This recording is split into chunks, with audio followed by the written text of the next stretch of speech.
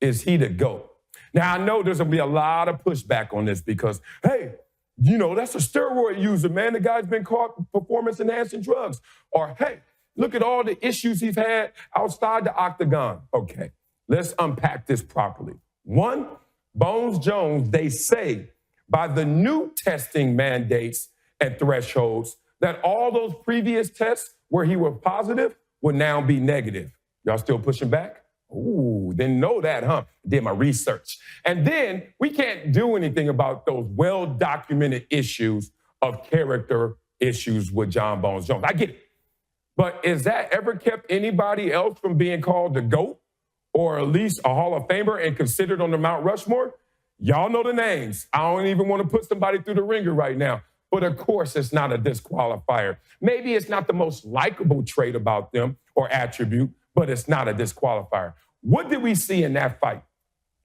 Before he even got into the octagon, he put on 43 pounds. Not pure muscle, too. I'm not going to say that because, when I was 248, I looked even more chiseled than him. But I wasn't doing what he does, and I'm not nearly as skilled as him. But I've seen 248 look a lot better than that.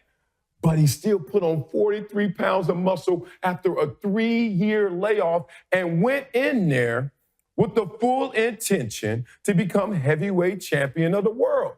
And not only did he accomplish that goal, how did he accomplish it? Are we serious right now? A man who has not stepped into an octagon for 3 years at a different weight class and made it look easier than anything he's ever done.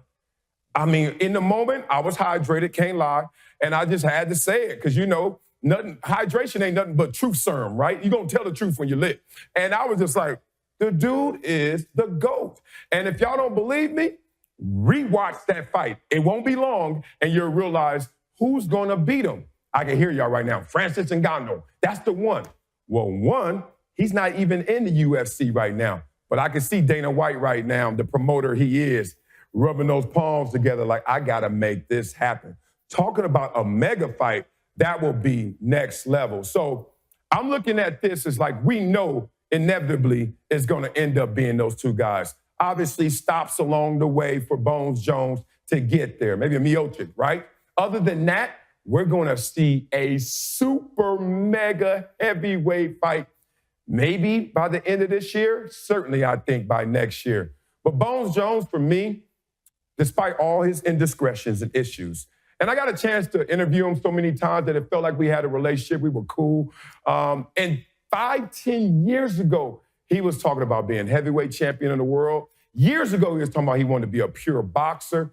And it's just crazy to me that this guy, with all of that skill level, even when he derails himself and self-sabotages himself, still finds himself on the same journey he intentionally desired from hello, which is be the baddest man on the planet. Y'all can throw out the names at me, but in terms of UFC, hate to say it, man, actually love to say it, Bones Jones is that dude. And that's one bet I would put $50,000 on.